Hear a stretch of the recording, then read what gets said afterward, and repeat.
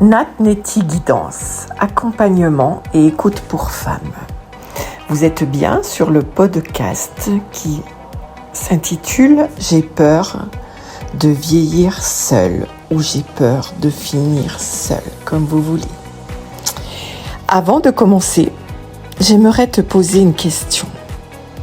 Quand tu as vu le titre de ce podcast ou du livre qui va avec, qu'est-ce qui s'est passé en toi ? Peut-être t'es-tu dit « Ah, c'est exactement ce que je ressens ».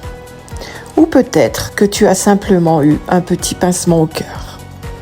Parce que cette peur-là, on n'en parle pas souvent. On parle plus facilement de la séparation, du divorce, du deuil, de la solitude. Mais cette phrase « j'ai peur de vieillir seule », elle reste souvent coincée quelque part, comme si le simple fait de la prononcer la rendait encore plus réelle. Pourtant, cette peur touche des femmes qui ont des parcours très différents. Peut-être que tu n'as jamais vraiment rencontré celui avec qui construire une vie. Peut-être que tu as aimé, parfois attendu, parfois espéré. Et aujourd'hui, tu regardes le temps passer en te demandant si cette rencontre arrivera un jour.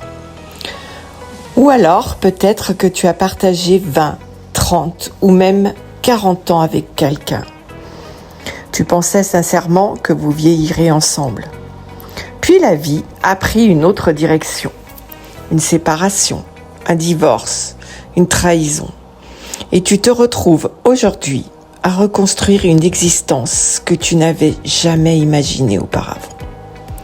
Peut-être aussi as-tu perdu l'homme que tu aimais. Il n'est plus là.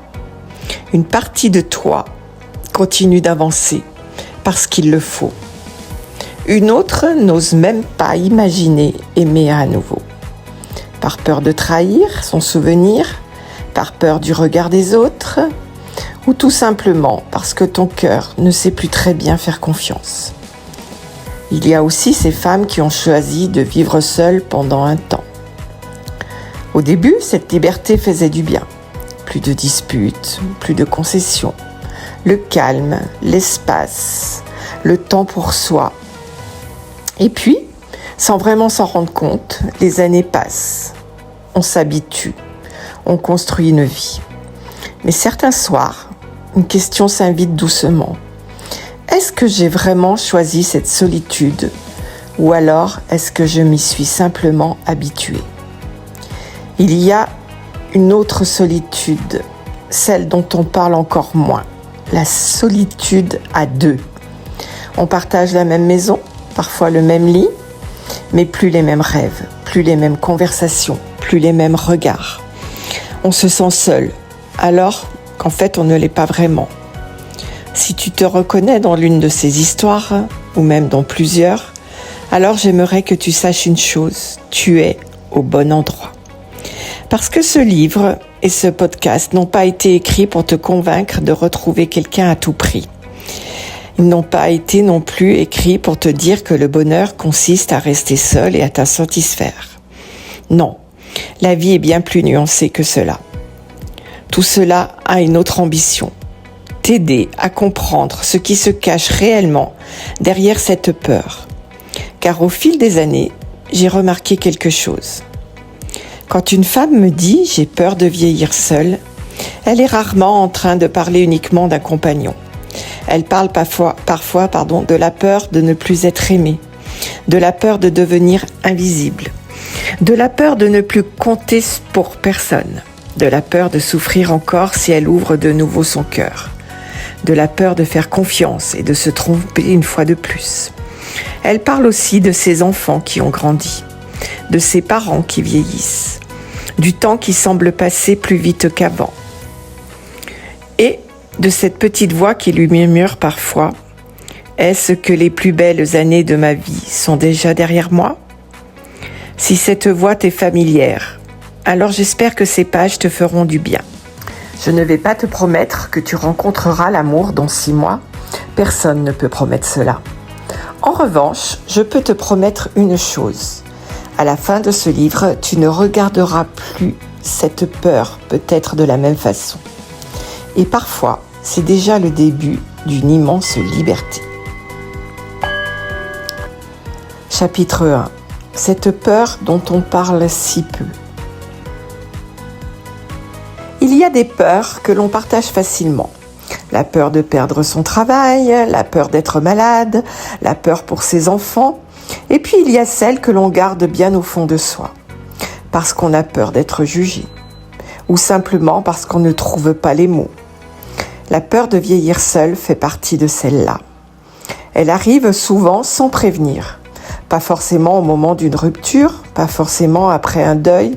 Parfois, elle s'invite un soir, devant une émission de télévision. Aussi en voyant un couple âgé marcher main dans la main, en rentrant dans une maison silencieuse aussi, ou au détour d'un anniversaire, 50 ans, 60 ans, 65 ans. Et cette petite phrase qui surgit presque malgré nous. Et si je restais seule jusqu'à la fin de ma vie? Cette pensée fait mal, très mal. Alors souvent, on la chasse. On allume la télévision, on appelle une amie, on s'occupe, on fait des courses, on travaille. On s'étourdit. Pendant toutes ces années où j'ai accompagné des femmes, j'ai entendu cette peur sous des centaines de formes différentes. Certaines me disaient « Je crois que je ne retrouverai plus jamais quelqu'un ». D'autres murmuraient presque « Je n'ai plus l'âge » ou encore « Je ne veux pas finir toute seule ». Au fond, elles parlaient toutes de la même chose. Cette peur n'a pourtant pas le même visage pour tout le monde. Pour certaines, elle arrive après un divorce qu'elles n'ont jamais vraiment digéré. Pour d'autres, après la perte d'un homme avec qui elles pensaient finir leur vie. Pour d'autres encore, elle est là depuis toujours, parce qu'elles ont aimé, espéré, attendu, mais sans jamais construire cette relation stable dont elles rêvaient. Et puis, il y a toutes celles qui, en apparence, vont très bien. Elles travaillent, voyagent, rient, sortent avec leurs amis. Elles disent qu'elles sont heureuses, et souvent c'est vrai. Mais il suffit parfois d'un dimanche soir, d'un repas de famille, d'un mariage ou d'un Noël un peu trop silencieux, pour que cette vieille peur revienne frapper à la porte. Tu sais ce qui m'a le plus surprise au fil des années? Ce ne sont pas les femmes seules qui me parlaient le plus de cette peur. Ce sont parfois des femmes en couple, oui, parce qu'on peut partager le même toit et se sentir profondément seul. On peut avoir quelqu'un à côté de soi et pourtant avoir l'impression de ne plus être regardé, de ne plus être écouté, de ne plus être choisi. Finalement, je crois que cette peur ne parle pas uniquement de solitude. Elle parle de notre besoin d'être relié, d'être importante pour quelqu'un, d'avoir une place, d'aimer et d'être aimé en retour. C'est là que j'aimerais déjà te proposer une première réflexion. Quand tu dis ou quand tu penses « j'ai peur de vieillir », de quoi as-tu réellement peur? Prends quelques minutes, ne cherche pas la bonne réponse, il n'y en a pas.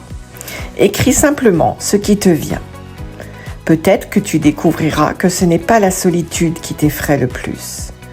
Peut-être que c'est la peur de ne plus être aimé, la peur de souffrir encore, la peur d'être oublié, la peur que les plus belles années soient derrière toi. Ou alors peut-être tout cela à la fois. Et tu sais quoi? Si c'est le cas, tu es infiniment moins seul que tu ne le crois. Alors, au milieu de tout cela, nous allons faire un petit exercice, si vous voulez. Prenez une feuille ou un carnet et complétez cette phrase sans réfléchir trop longtemps. Si je n'avais plus peur de vieillir seul, je... Et laisse venir les mots. Il n'y a pas de bonne ou mauvaise réponse. Parfois, une simple phrase suffit à mettre en lumière ce que l'on porte depuis des années. Prends le temps de faire ce petit exercice. Chapitre 2. Et si ce n'était pas la solitude qui te faisait le plus peur? J'aimerais te poser une autre question, une vraie question.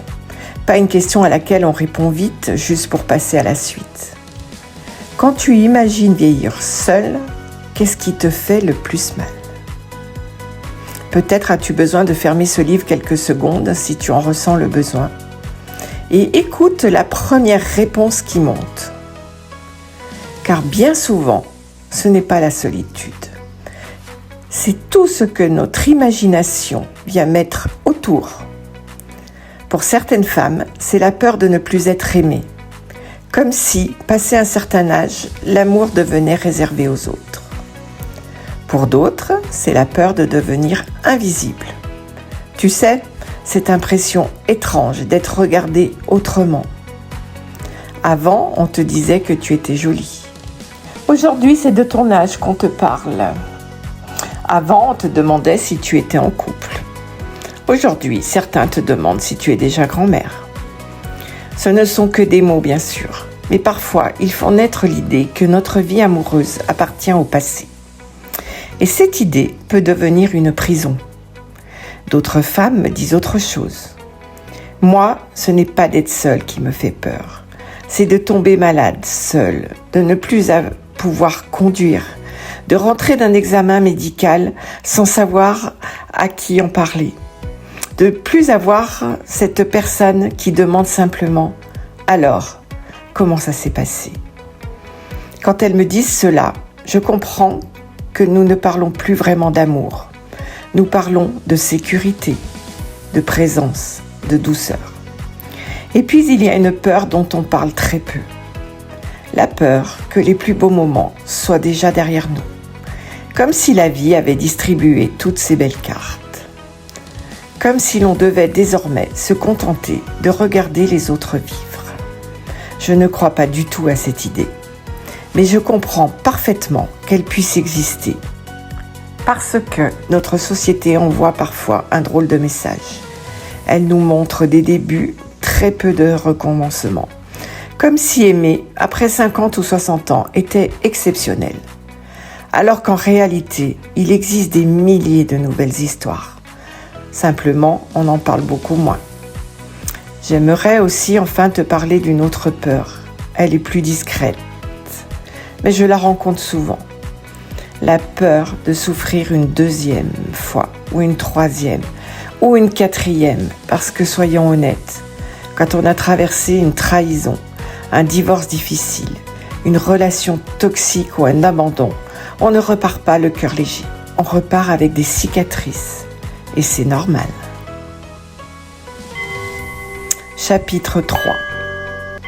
Pourquoi cette peur devient plus souvent forte avec les années ? Tu as peut-être remarqué une chose. À 20 ans, on rêve de rencontrer quelqu'un. À 30 ans, on construit souvent une vie. À 40 ans, on court après le temps. Et puis, un jour, sans trop savoir pourquoi, cette question apparaît. Et maintenant ? Je ne crois pas que ce soit uniquement une question d'âge. Je crois que c'est une question de moment de vie. Les enfants grandissent, parfois ils quittent la maison. Nos parents vieillissent, certains ne sont plus là. Les repas de famille changent, les anniversaires aussi. On commence à perdre des amis. On réalise que le temps passe plus vite qu'avant. Et tout cela vient réveiller une question que l'on n'avait jamais vraiment regardée en face. Avec qui vais-je vivre la suite de ma vie ? Tu sais ce qui est étrange ? Ce n'est pas que l'on devienne plus fragile. C'est que l'on devient plus consciente que le temps est précieux. Plus consciente que certaines occasions ne reviennent pas. Plus consciente aussi que l'on n'a plus envie de perdre des années dans une relation qui ne nous rend pas heureuse. Et c'est plutôt une bonne nouvelle quand même. Parce qu'avec l'âge, on apprend aussi à mieux se connaître. On sait davantage ce qui nous fait du bien, ce qui nous fait souffrir, ce que l'on est prêt à accepter et ce qui est négociable. Le problème, c'est que parfois, cette belle expérience de la vie peut se transformer en armure. Une armure qui nous protège, mais qui finit aussi par nous isoler. Je sais ce que je ne veux plus. Cette phrase, je l'entends très souvent et je la comprends tellement. Après plusieurs déceptions, il est normal de ne plus vouloir revivre certaines choses. Tu ne veux plus d'un homme qui ment. Tu ne veux plus d'un homme qui disparaît pendant 3 jours sans donner de nouvelles. Tu ne veux plus porter la relation toute seule. Tu ne veux plus être la seule à faire des efforts. Tu ne veux plus être celle qui attend. Tu ne veux plus te sentir invisible. Tout cela est sain, vraiment. Mais j'aimerais simplement te poser une question. Est-ce qu'aujourd'hui, tu sais aussi clairement ce que tu aimerais vivre? Parce que notre cerveau fonctionne d'une manière étonnante. Quand il est focalisé uniquement sur ce qu'il veut éviter, il finit parfois par ne plus voir ce qui pourrait le rendre heureux. On devient experte pour repérer les défauts, beaucoup moins pour accueillir les qualités. Et je crois que cela mérite d'être regardé avec beaucoup de douceur, sans culpabilité, simplement avec honnêteté. Est-ce que je suis devenue trop exigeante? C'est une question délicate et je vais peut-être être très prudente parce que je n'aime pas les phrases du genre « les femmes sont trop exigeantes ». Je ne pense pas que ce soit aussi simple. Je crois surtout que plus on avance dans la vie, plus on protège son cœur. Et c'est normal. Alors on observe davantage, on compare, on teste, on analyse. On cherche les signes qui pourraient annoncer une nouvelle déception. On se dit, s'il fait déjà ça maintenant, imagine dans 5 ans. Ou encore, je ne vais pas perdre de temps. Et parfois, avant même qu'une histoire ait commencé, on l'a déjà terminée dans notre tête. Je ne dis pas qu'il faut accepter n'importe quoi, certainement pas. Je dis simplement qu'entre être prudente et ne plus laisser aucune place à la surprise, il existe un équilibre. Et c'est peut-être cet équilibre que nous allons chercher ensemble au fil de cet ouvrage. Une petite réflexion. Imagine que tu rencontres un homme, il est gentil, ou une femme d'ailleurs. Ce livre, attention, est dédié aussi bien à vos compagnons qu'à vos compagnes. Donc imagine que tu rencontres un homme ou une femme. Il est gentil, respectueux, il te fait rire, il est sincère. Mais il n'est pas exactement comme tu l'avais imaginé. Est-ce que tu lui laisserais le temps de te surprendre? Ou est-ce que tu fermerais la porte dès les premiers détails qui ne correspondent pas à ta liste idéale? Je n'ai pas la réponse, toi seul peux la trouver. Mais parfois, cette simple question ouvre déjà une porte. Et tu verras, dans les prochains chapitres, nous allons explorer d'autres protections que nous mettons en place sans même nous en rendre compte. Pas pour les enlever, mais pour comprendre si elles nous protègent vraiment, ou si parfois elles nous empêchent aussi de vivre ce que nous espérons depuis longtemps. Chapitre 4. Quand le cœur veut aimer, mais que le cerveau dit « attention ». Le cerveau dit attention ou à l'inverse, elle nous pousse parfois à nous attacher beaucoup trop vite. Oui, les deux existent. Certaines femmes mettent tout le monde à distance. D'autres s'accrochent au premier homme qui leur donne un peu d'attention. Et tu sais pourquoi? Parce que derrière ces deux comportements qui semblent opposés, il y a souvent la même peur. La peur d'être abandonnée. L'une s'éloigne avant qu'on la quitte, alors que l'autre s'accroche avant qu'on disparaisse. Aucune des deux ne fait cela par faiblesse. Elle essaie simplement de ne plus souffrir. Cette fois, je veux être sûre combien de fois ai-je entendu cette phrase et je la comprends tellement. Quand on a déjà donné sa confiance à la mauvaise personne, on voudrait une garantie. Être certaine, ne plus jamais se tromper. Malheureusement, cette garantie n'existe pas.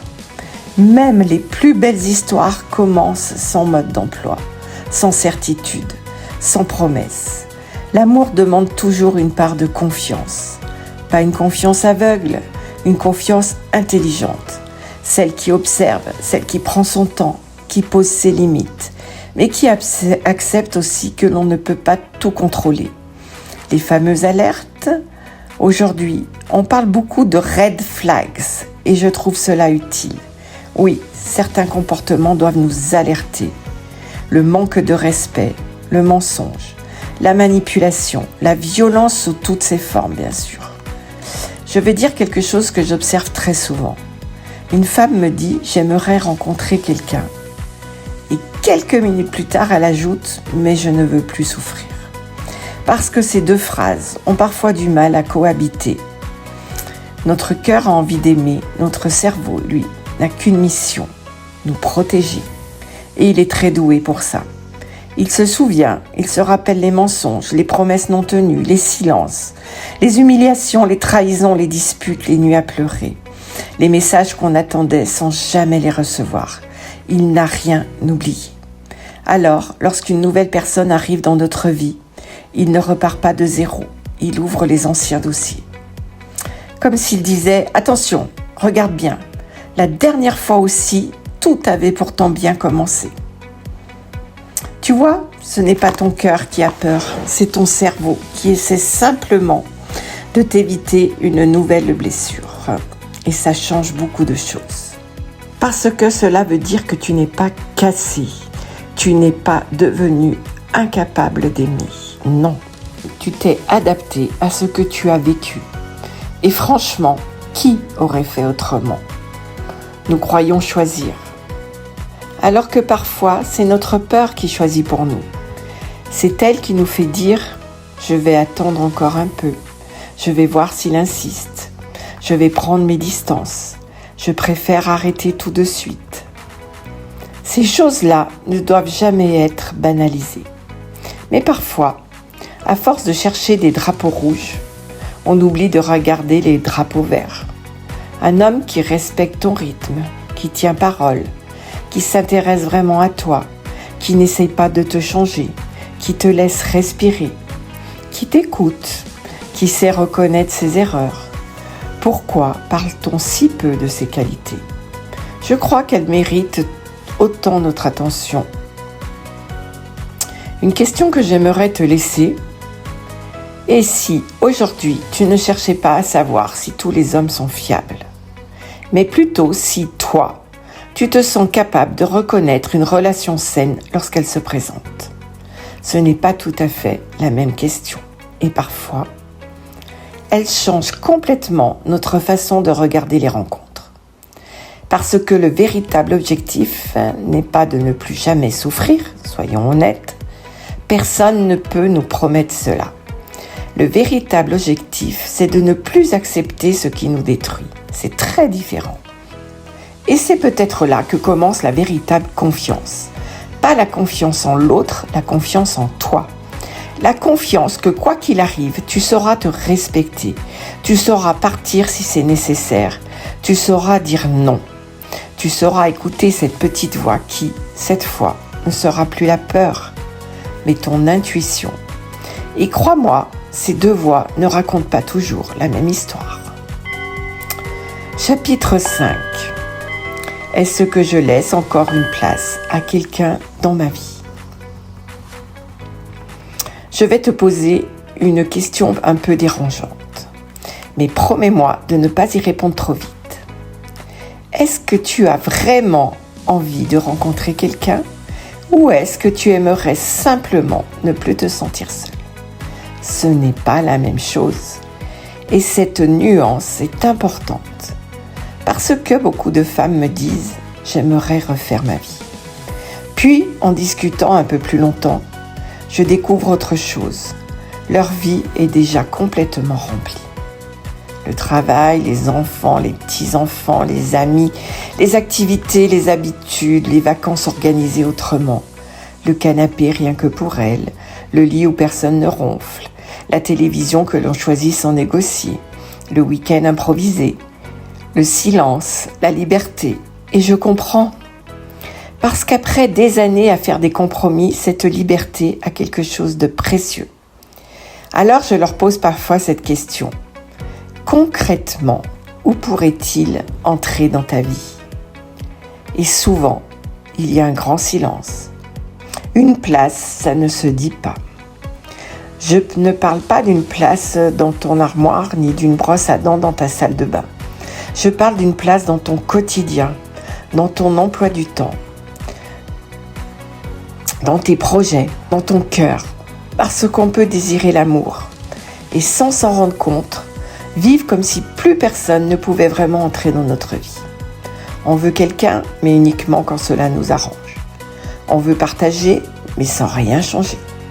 On veut être deux, à condition de continuer à vivre exactement comme lorsque l'on était seul.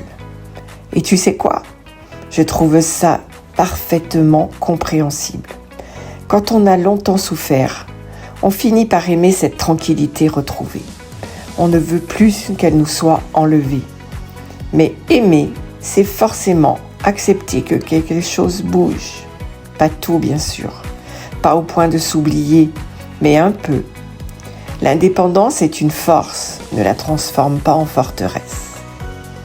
Je suis heureuse de voir des femmes autonomes, des femmes qui savent gérer leurs finances, prendre leur voiture, voyager, décider seules, réparer un robinet si nécessaire, ne plus dépendre de personne.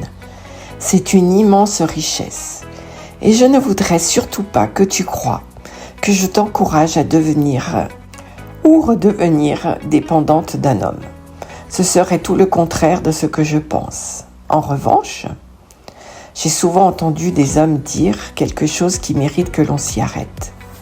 Ils disent parfois « J'ai l'impression qu'elle n'a besoin de personne » ou encore « Je ne sais pas quelle est ma place auprès d'elle ». Alors, une petite confidence de toi à moi. Je crois que beaucoup de femmes attendent encore un homme qui vienne remplir un vide. Et beaucoup d'hommes attendent une femme avec qui ils pourraient simplement partager une belle vie. Ces deux attentes ne se rencontrent pas toujours. Alors, je vais te laisser avec une dernière question. Si demain, une belle personne entrait dans ta vie, qu'est-ce que tu aurais envie de lui offrir ? Pas matériellement, humainement. Ton humour, ta douceur, ta curiosité, ton écoute, ton grain de folie, ton courage, parce qu'au fond, une belle relation ne se construit pas seulement avec ce que l'on reçoit. Elle se construit aussi avec ce que l'on a envie de donner. Et je suis certaine d'une chose, tu as beaucoup plus à offrir que tu ne l'imagines. Chapitre 6. Et si ce n'était pas les hommes, mais la peur qui choisissait à ta place ? Je vais te demander de lire ce chapitre avec beaucoup de bienveillance envers toi-même. Parce que je ne suis pas en train de te dire que tu fais les mauvais choix. Je suis simplement en train de me demander si, parfois, ce n'est pas la peur qui les fait à notre place. Tu sais, quand on s'est brûlé, on approche naturellement moins vite la main du feu. En amour, c'est exactement la même chose. Sauf qu'à force de vouloir éviter la souffrance, on peut finir par éviter l'amour aussi, sans même s'en rendre compte. Je le sens pas. Cette phrase, je l'entends souvent, tellement souvent, et parfois elle est juste. Notre intuition est précieuse. Elle perçoit des choses que notre raison n'a pas encore mises en mots. Mais il y a une autre voix qui lui ressemble beaucoup, la peur. Et les deux sont parfois très difficiles à distinguer.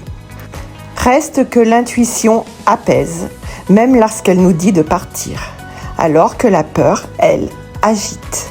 Elle imagine, elle anticipe, elle cherche des preuves, elle tourne en boucle. Alors, avant de prendre une décision importante, j'aime bien poser cette question. Est-ce que je m'éloigne parce que quelque chose est réellement mauvais pour moi ? Ou parce que j'ai peur de revivre ce que j'ai déjà vécu ? Ce n'est pas toujours facile d'y répondre. Mais cette question vaut la peine d'être posée. Les anciens fantômes, tu rencontres un homme, il est en retard une fois et tout de suite, une petite voix te dit « Ça y est, il n'est pas fiable ». Il oublie de répondre pendant une soirée ? Je savais bien qu'il allait disparaître. Il a besoin d'un week-end avec ses amis ? Il va finir par me laisser de côté. Peut-être ou peut-être pas. Le problème, c'est que notre cerveau adore faire des raccourcis. Il relie le présent au passé, très vite, beaucoup trop vite parfois, parce qu'il croit nous protéger. Mais un homme n'est pas ton ancien compagnon. Une nouvelle histoire n'est pas obligée de répéter la précédente. Et heureusement. Le piège des comparaisons, il y a une autre habitude qui passe souvent inaperçue. Comparer. Comparer au premier rendez-vous avec ton ex. Comparer à ton grand amour. Comparer à celui qui t'a tant fait souffrir.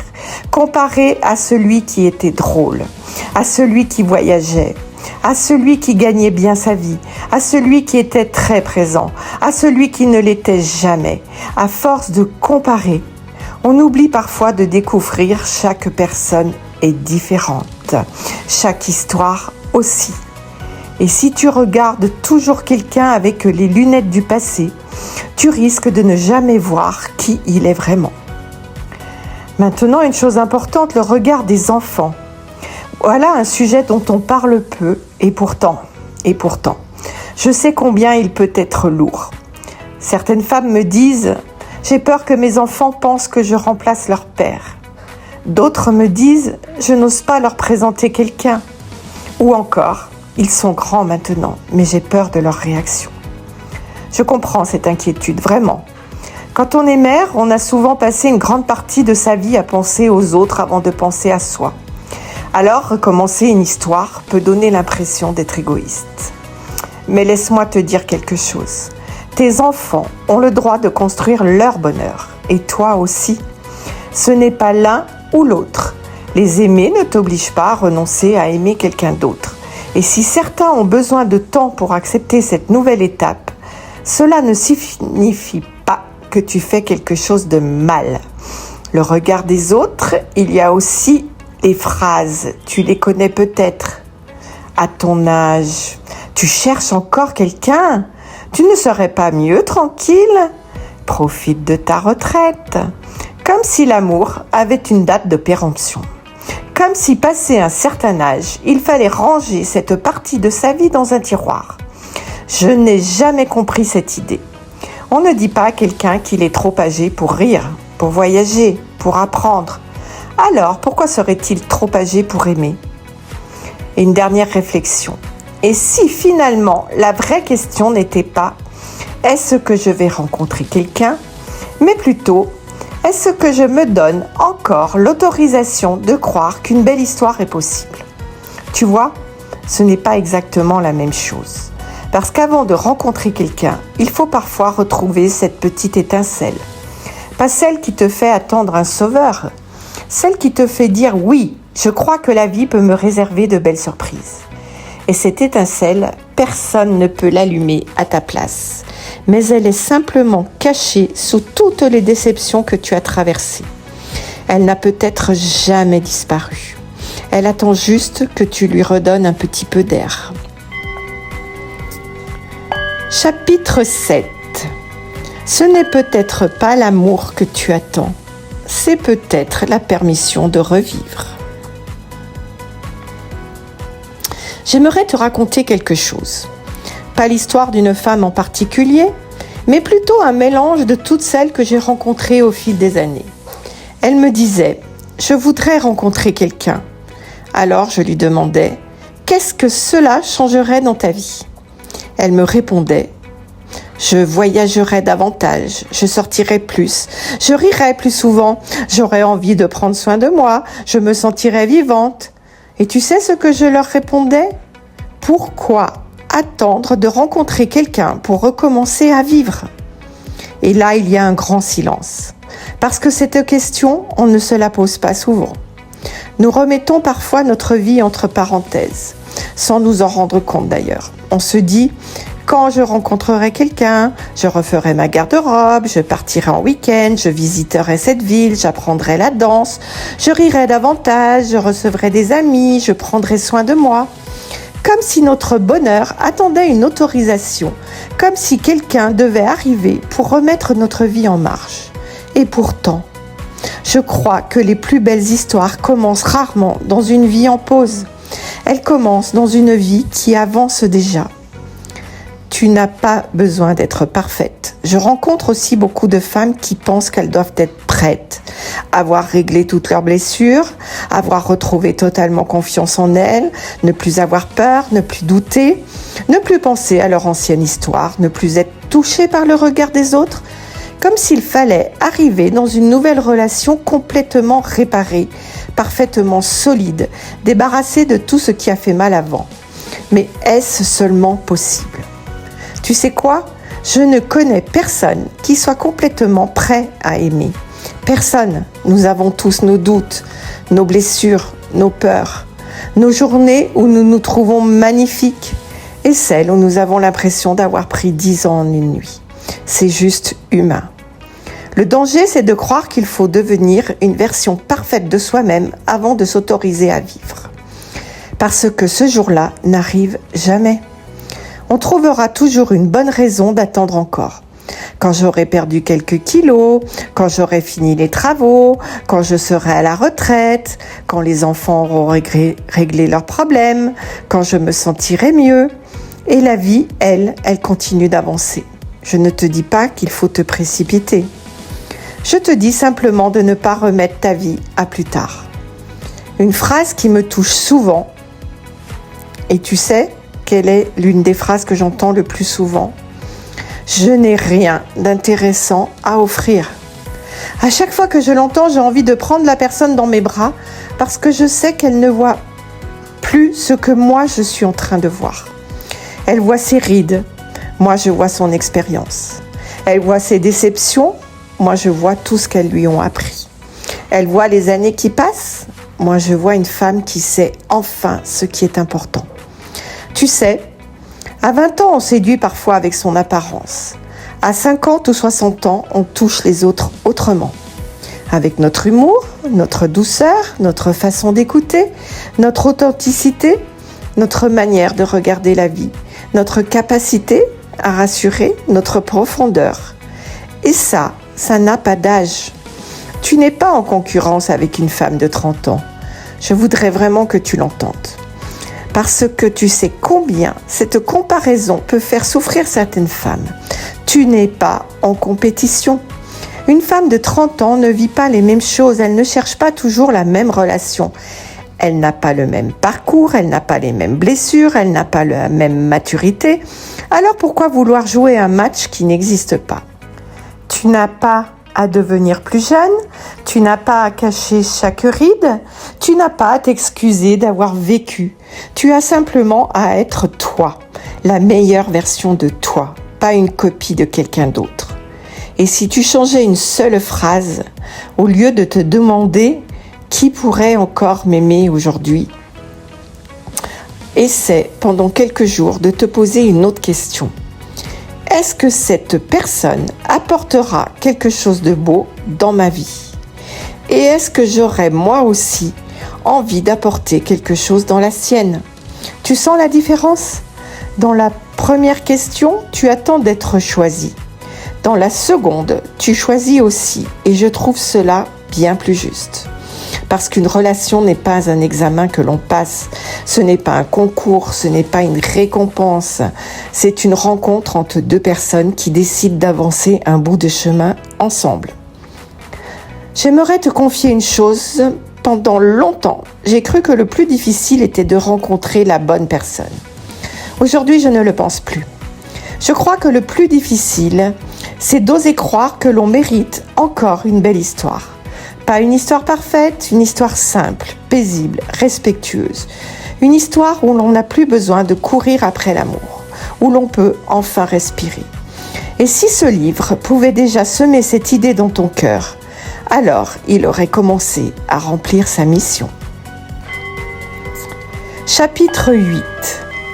Et si le plus difficile n'était pas de rencontrer quelqu'un, mais d'oser choisir ? Je vais te dire quelque chose qui m'a longtemps fait réfléchir. Pendant des années, beaucoup de femmes ont appris à attendre. Attendre un appel, attendre un message, attendre une demande en mariage, attendre que leur compagnon change, attendre qu'il soit prêt, attendre que les enfants grandissent, attendre le bon moment, attendre encore.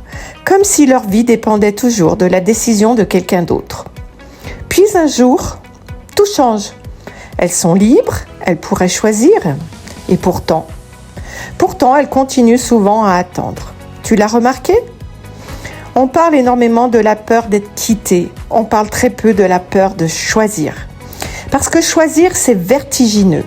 Choisir, c'est accepter que personne ne décidera à notre place.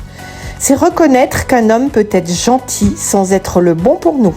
C'est reconnaître qu'une histoire peut être agréable sans être celle que l'on souhaite construire. C'est parfois dire non à quelqu'un qui nous apprécie et ce n'est pas toujours facile. Parce que beaucoup de femmes ont appris à faire plaisir avant d'apprendre à choisir.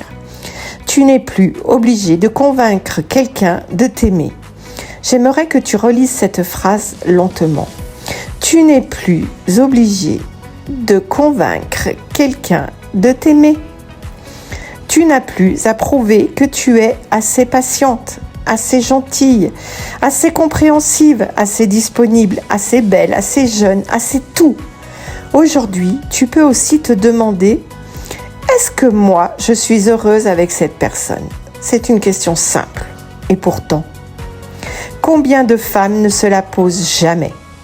Elles passent leur temps à essayer de savoir si elles plaisent. Très peu de temps à se demander si l'autre leur plaît vraiment. Ce n'est plus un examen. Imagine un instant, tu arrives à un premier rendez-vous. Pourquoi as-tu le trac ? Parce que, sans t'en rendre compte, tu as peut-être l'impression d'être évalué. Est-ce que je vais lui plaire ? Est-ce qu'il va me trouver jolie ? Est-ce qu'il va me rappeler ?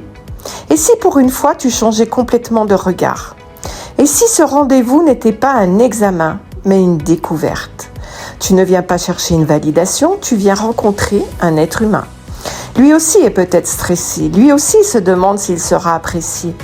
Lui aussi arrive avec son histoire, ses blessures, ses peurs tout à coup. Tout à coup, la rencontre devient beaucoup plus légère si tu penses comme ça. Parce que personne n'a besoin d'impressionner l'autre. Il suffit d'être soi.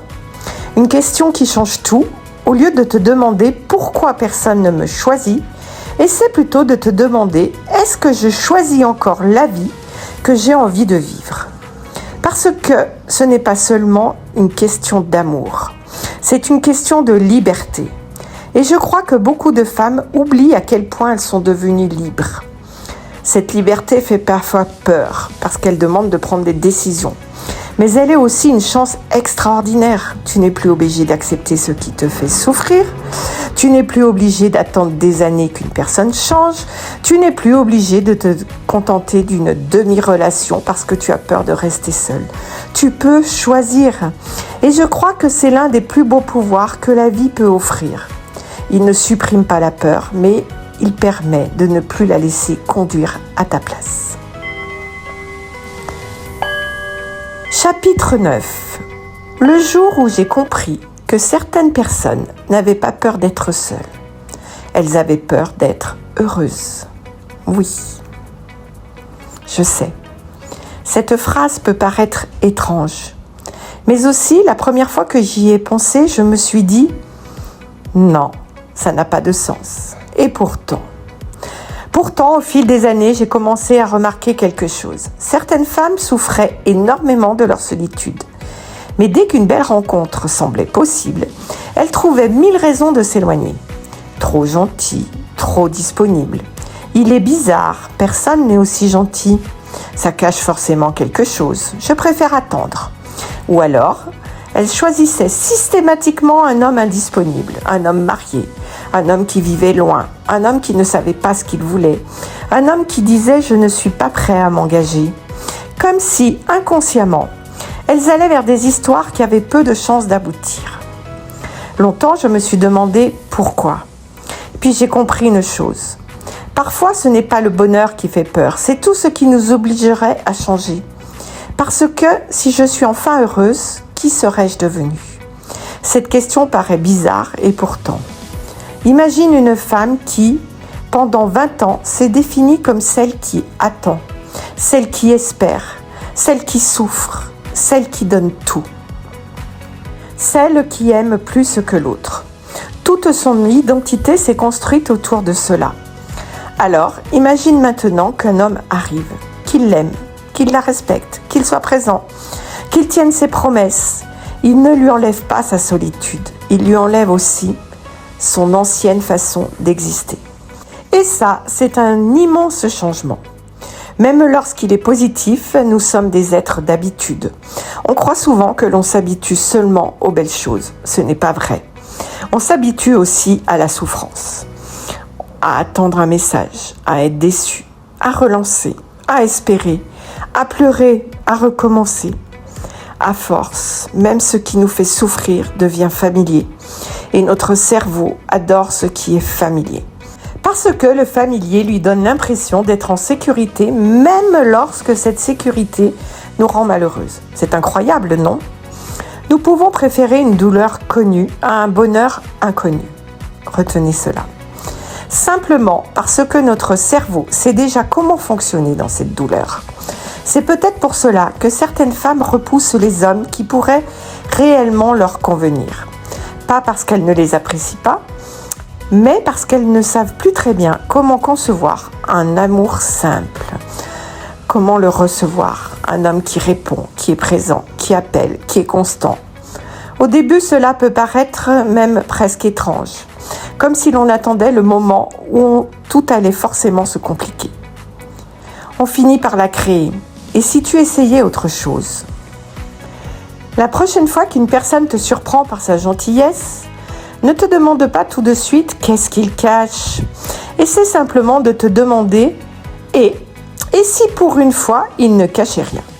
Je ne te demande pas d'être naïve, je ne te demande pas de faire confiance en une journée, je te demande simplement de laisser une petite porte ouverte à cette possibilité. Parce qu'une chose est certaine, si tu pars du principe que toutes les histoires finiront mal, tu risques de vivre chaque début d'histoire comme une fin annoncée. Et c'est tellement dommage, parce que chaque personne mérite d'être rencontrée pour ce qu'elle est, pas pour ce que quelqu'un d'autre t'a fait vivre avant elle. J'aimerais te laisser avec cette idée, peut-être que ton plus grand défi n'est pas de trouver la bonne personne. Peut-être que ton plus grand défi est d'accepter que ta vie puisse devenir plus douce. Parce que, parfois, après des années de combat, le bonheur apparaît presque suspect. Et pourtant, tu y as autant droit que n'importe qui. Chapitre 10. Les 10 mensonges que la peur te raconte. Avant d'écrire ce chapitre, j'ai longtemps hésité parce que je n'aime pas du tout les vérités toutes faites. Je n'aime pas dire aux gens ce qu'ils doivent penser. Mais il y a une chose dont je suis certaine, c'est que quand nous avons peur, notre cerveau ne ment pas pour nous faire du mal, il ment pour essayer de nous protéger. Il prend quelques expériences, quelques blessures, il les transforme en règles de vie.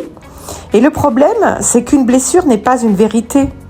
Alors j'aimerais que l'on regarde ensemble quelques phrases que la peur nous souffle parfois à l'oreille.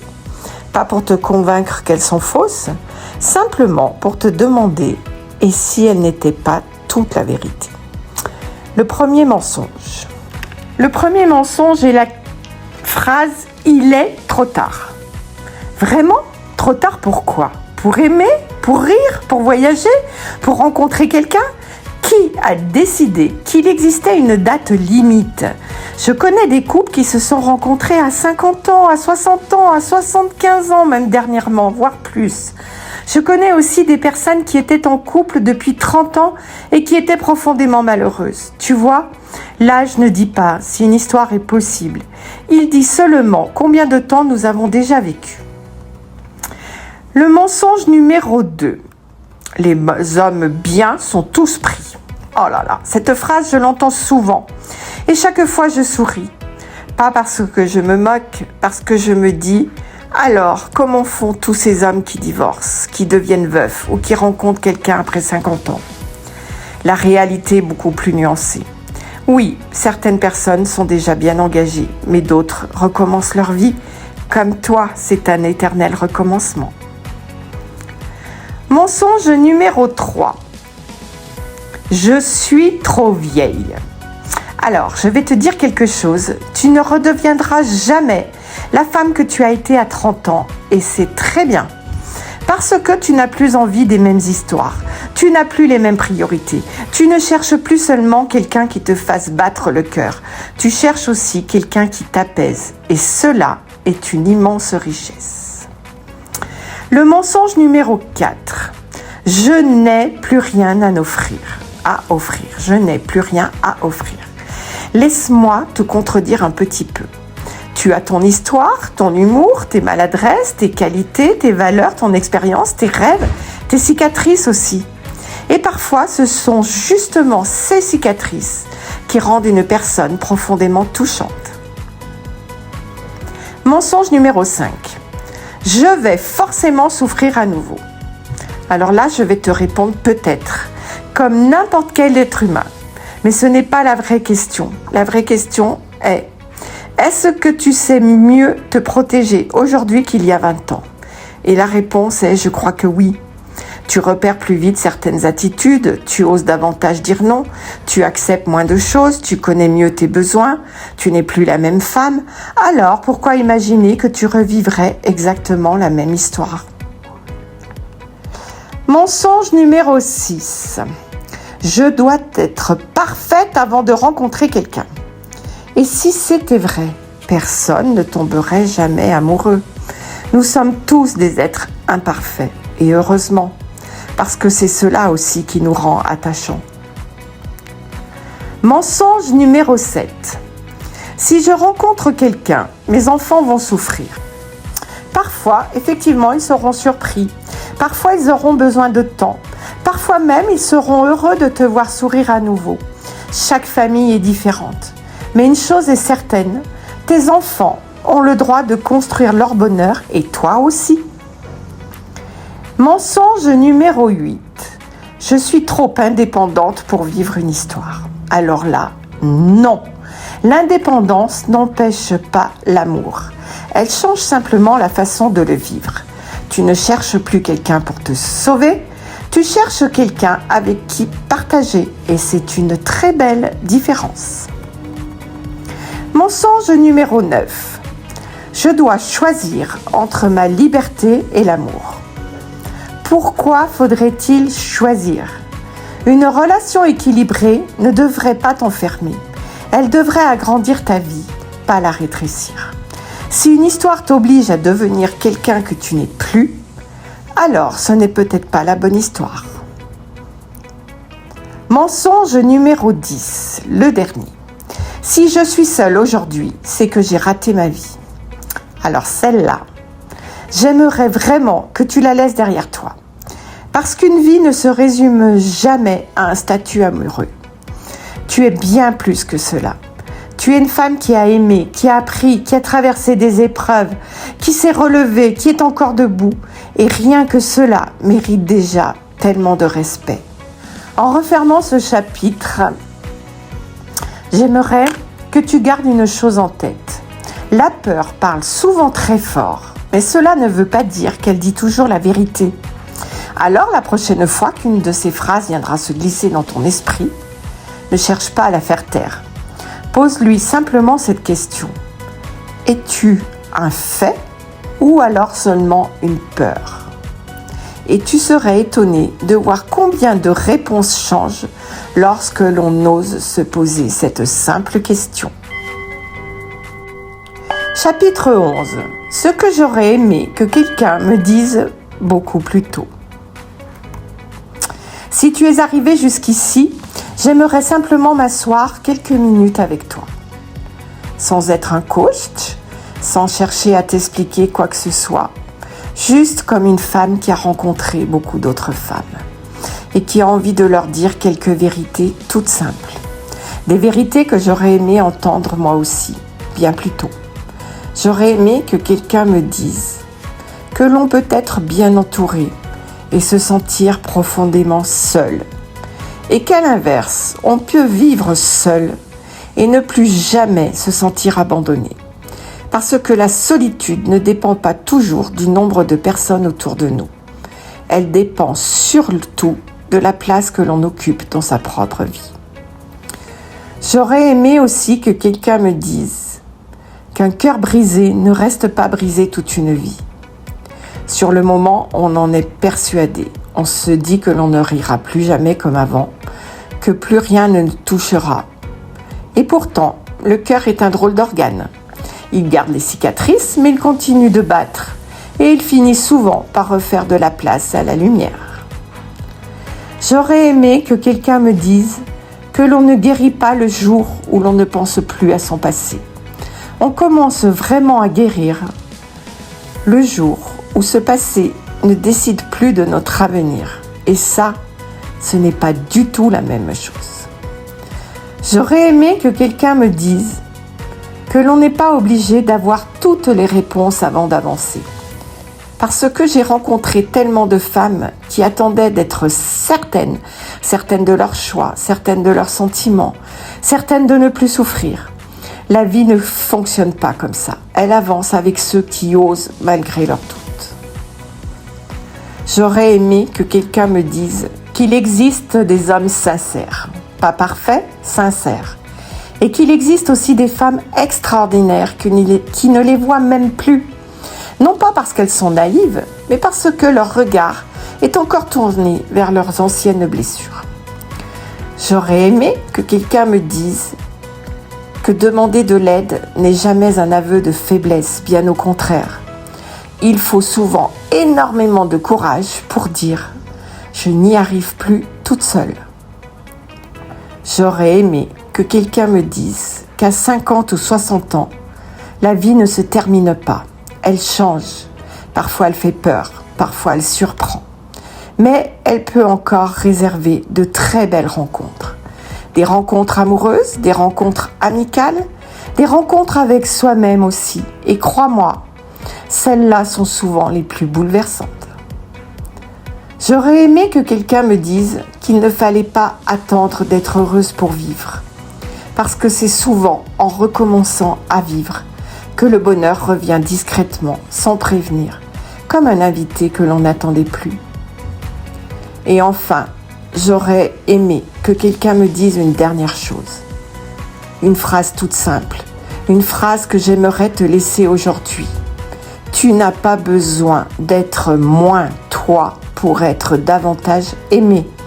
Tu n'as pas besoin de devenir une autre femme. Tu n'as pas besoin d'effacer ton histoire.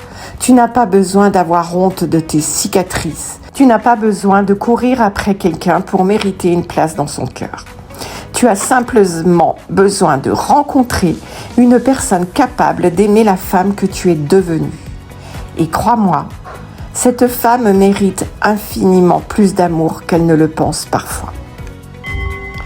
Chapitre 12. Le deuil d'une vie qui n'a jamais existé. Pendant longtemps, je croyais que l'on faisait seulement le deuil de ce que l'on avait perdu. Aujourd'hui, je pense qu'il existe un autre deuil. Un deuil beaucoup plus discret. Celui de la vie que l'on avait imaginée. Parce que, avant même de rencontrer quelqu'un, nous avons souvent construit un scénario. Nous nous sommes imaginés vieillir à deux, recevoir les enfants et les petits-enfants autour d'une grande table, partir en voyage à la retraite, marcher main dans la main, se dire « tu te rends compte du chemin parcouru ?» Et puis la vie prend un autre chemin. Il ne ressemble pas à celui que nous avions dessiné. Au début, on continue à espérer. Puis, un jour, sans même s'en apercevoir, on commence à faire le deuil.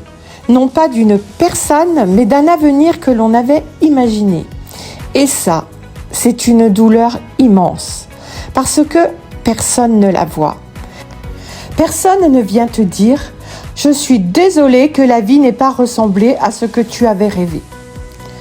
Pourtant, cette peine existe. Le plus difficile, ce n'est pas toujours de perdre quelqu'un. C'est parfois de perdre l'idée que l'on se faisait de sa propre vie.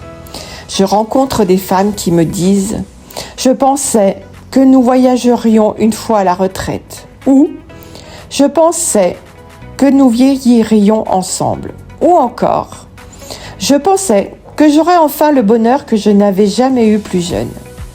Écoute bien ces phrases. Elles commencent presque toutes par « je pensais ». Et c'est là que se cache le deuil, pas dans le passé, dans le futur. Il faut parfois dire au revoir. Au revoir à une vie qui n'a jamais existé, je sais. Dit comme ça, c'est presque étrange. Comment peut-on faire le deuil de quelque chose que l'on n'a jamais vécu? Et pourtant, nous le faisons tous.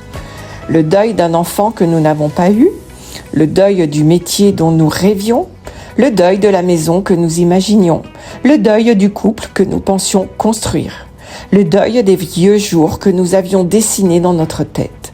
Ce ne sont pas de petits deuils, ils sont invisibles, c'est tout. Et si ce n'était pas la fin de ton histoire, mais seulement la fin d'un scénario? Cette idée m'aide beaucoup, parce qu'un scénario, ça s'écrit, ça s'imagine, ça peut changer. La vie, elle, est beaucoup plus créative que nous. Elle nous emmène parfois dans des endroits que nous n'aurions jamais choisis. Et pourtant, avec le recul, certaines personnes te diront: si on m'avait proposé de revivre exactement ce que j'avais imaginé il y a 20 ans, je ne suis même plus certaine que je l'aurais choisi. Parce qu'elles ont changé, parce que leurs envies ont changé, parce qu'elles ont découvert une autre façon d'être heureuses. J'aimerais te demander quelque chose, pas aujourd'hui, peut-être demain ou dans quelques jours. Prends une feuille, écris en haut de la page la vie que j'avais imaginée. Écris tout, sans filtre. Puis, sur une deuxième feuille, écris la vie que j'ai encore le pouvoir de construire. Écris tout aussi. Tu verras, ces deux feuilles ne se ressemblent pas. Et c'est peut-être une bonne nouvelle. Parce que tant qu'il y a une page blanche devant toi, l'histoire n'est pas terminée.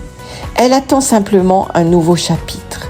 Peut-être différent, peut-être inattendu, mais toujours profondément vivant. Chapitre 13. Pourquoi elle et pas moi? Je me souviens très bien de cette séance. Cette femme était arrivée en souriant. Enfin, c'est ce qu'elle essayait de me faire croire. Au bout de quelques minutes, elle me dit « Je suis contente pour elle ». Et je lui réponds « Mais pour qui ?» Ma voisine. « Ah bon, qu'est-ce qui se passe ?» Elle vient de rencontrer quelqu'un. Je lui souris. « Et toi, qu'est-ce que ça te fait ?» Elle baisse les yeux. Long silence. Puis elle murmure presque « Je me demande pourquoi elle et pas moi. » Je crois que cette phrase, presque toutes les femmes se la sont posée un jour. Parfois en regardant une amie, parfois une sœur, parfois une collègue, même parfois une parfaite inconnue. On regarde une photo sur les réseaux sociaux, on voit un couple qui voyage, qui rit, qui semble heureux, et sans même nous en rendre compte, notre cerveau commence à comparer. Elle a trouvé quelqu'un et moi, non. Puis les questions arrivent. Qu'est-ce qu'elle a de plus que moi ? Est-ce que je ne suis pas assez jolie, pas assez intéressante, pas assez drôle, pas assez ceci, pas assez cela ? Et tu sais ce qui est terrible ? Nous comparons notre vie entière à quelques secondes de celle des autres parce qu'une photo ne raconte jamais les disputes, les silences, les doutes, les nuits sans sommeil, les peurs. Elle raconte un instant, pas une histoire. Le piège de la comparaison, c'est ça.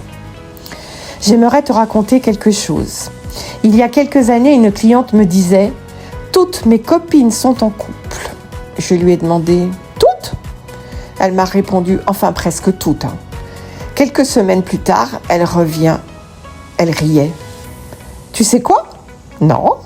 J'ai découvert que 2 de mes amies étaient au bord de la séparation et je n'en savais rien. Pourquoi ? Parce qu'elle souriait sur les photos comme tout le monde, tu vois.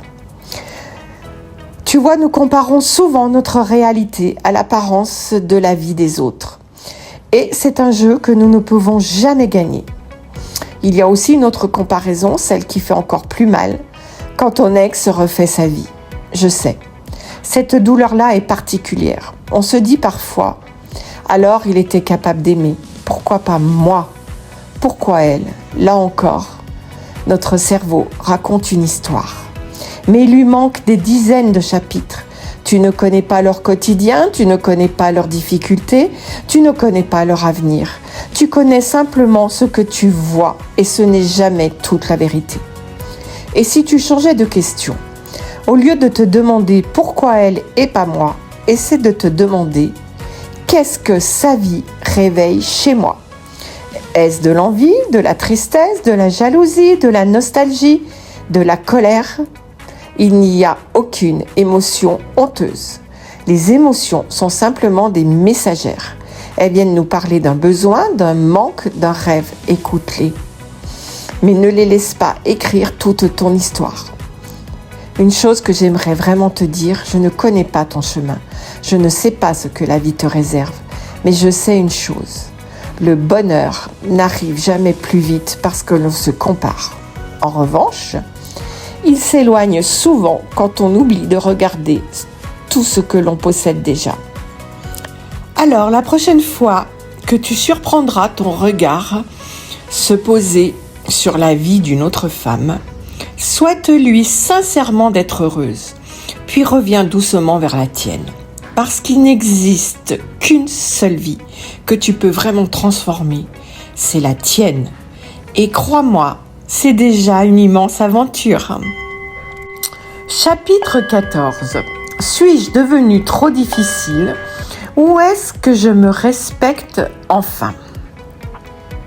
Il y a une phrase que j'entends souvent, très souvent. Je crois que je suis devenue trop exigeante. À chaque fois, je réponds presque la même chose. Raconte-moi. Et là, les exemples arrivent. Je ne veux plus d'un homme qui disparaît pendant 3 jours sans donner de nouvelles. Je ne veux plus être la seule à faire des efforts. Je ne veux plus de mensonges. Je ne veux plus marcher sur des œufs. Je ne veux plus me sentir de trop dans la vie de quelqu'un. Et je l'écoute. Puis, je lui demande doucement, « Tu trouves vraiment que c'est être trop exigeante ?» Très souvent, elle me regarde, elle réfléchit et elle me répond, vu comme ça, non. Parce que ce ne sont pas des caprices, ce sont des besoins. Et il y a une immense différence entre les deux. Tu n'es plus la femme que tu étais, heureusement. À 25 ans, on accepte parfois des choses que l'on n'accepterait plus aujourd'hui, parce qu'on manque d'expérience, parce qu'on idéalise l'amour, parce qu'on pense que tout finira par s'arranger. Puis la vie nous apprend, parfois doucement, parfois beaucoup moins. Et un jour, on se dit plus jamais. Je trouve cette phrase très belle, à condition qu'elle ne devienne pas une prison. Parce que parfois, à force de dire plus jamais, on finit aussi par fermer la porte à pourquoi pas. Il y a une différence entre une limite et un mur. Une limite protège, un mur empêche tout le monde d'entrer. La limite dit « je ne veux plus qu'on me manque de respect », le mur dit « je ne fais plus confiance à personne ». La limite dit « j'ai besoin d'une relation où je peux être moi-même », le mur dit « tous les hommes finissent par décevoir ». Tu vois la nuance ? L'une te protège, l'autre t'enferme. Et parfois, sans nous en rendre compte, nos limites se transforment peu à peu en murs. Non pas parce que nous sommes devenus durs, parce que nous avons été blessés. Une scène que je n'oublierai jamais, une femme me disait « Je préfère rester seule que revivre ce que j'ai vécu ». Je lui ai répondu « Je comprends ». Puis, je lui ai posé une autre question. Est-ce que tu préfères rester seule parce que tu aimes ta vie ou parce que tu as peur de souffrir ? Elle est restée silencieuse, très longtemps. Puis elle m'a dit « Je crois que je n'avais jamais fait la différence en fait. » Et pourtant, cette différence change tout.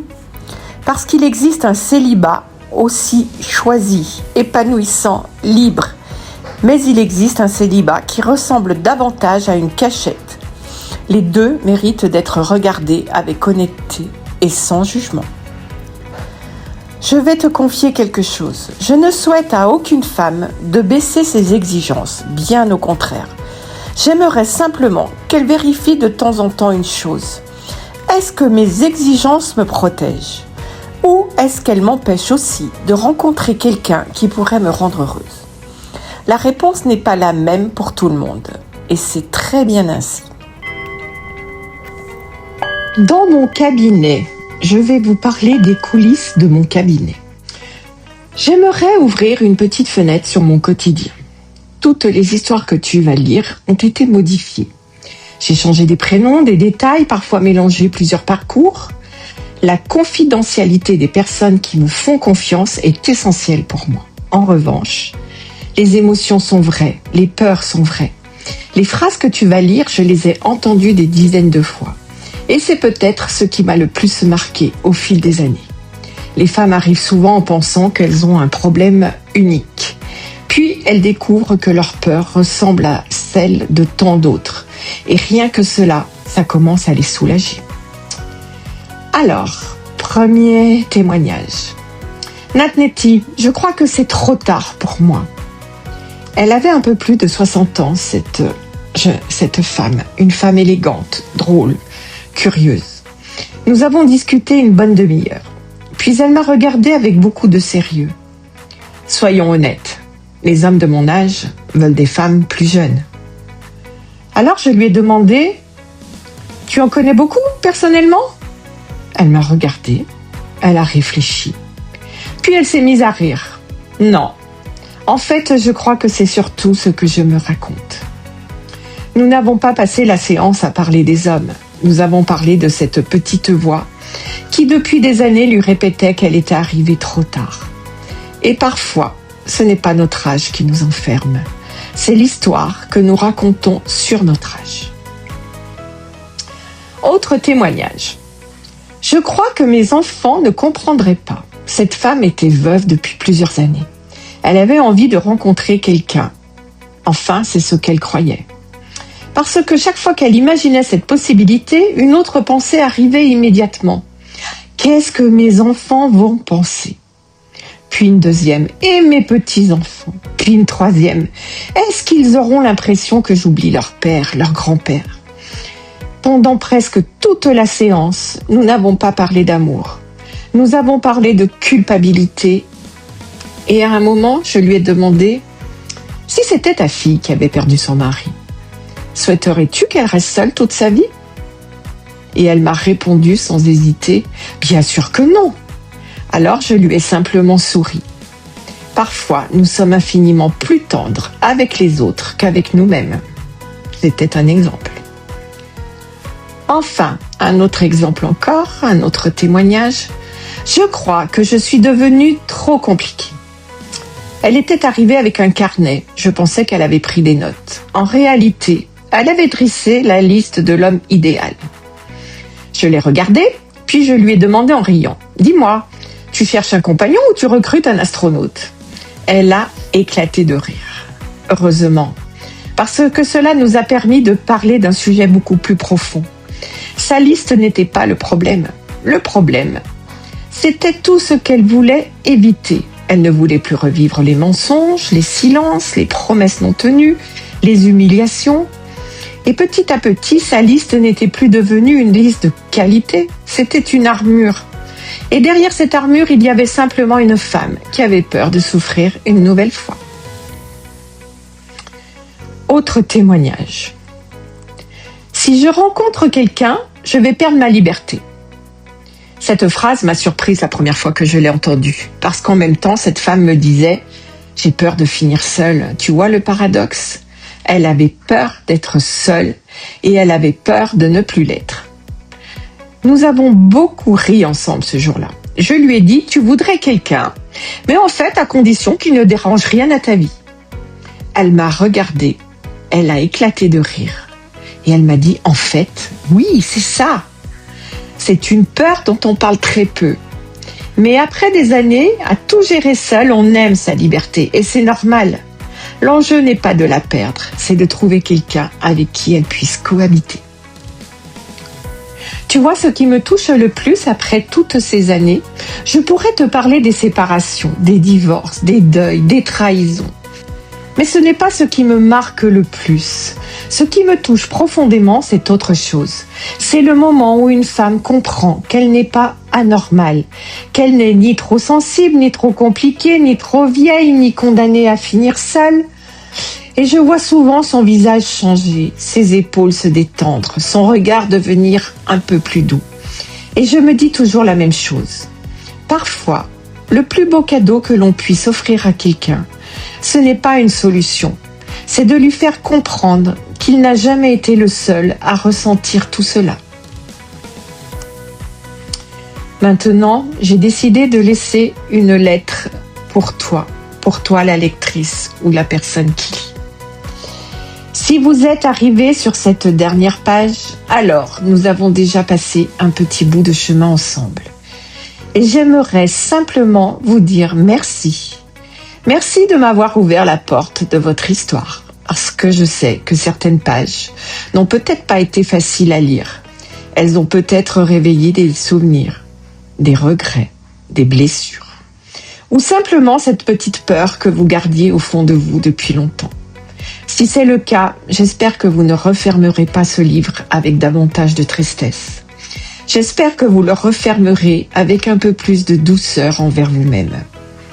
Vous savez, pendant longtemps, j'ai cru que mon rôle était d'aider les femmes à retrouver l'amour.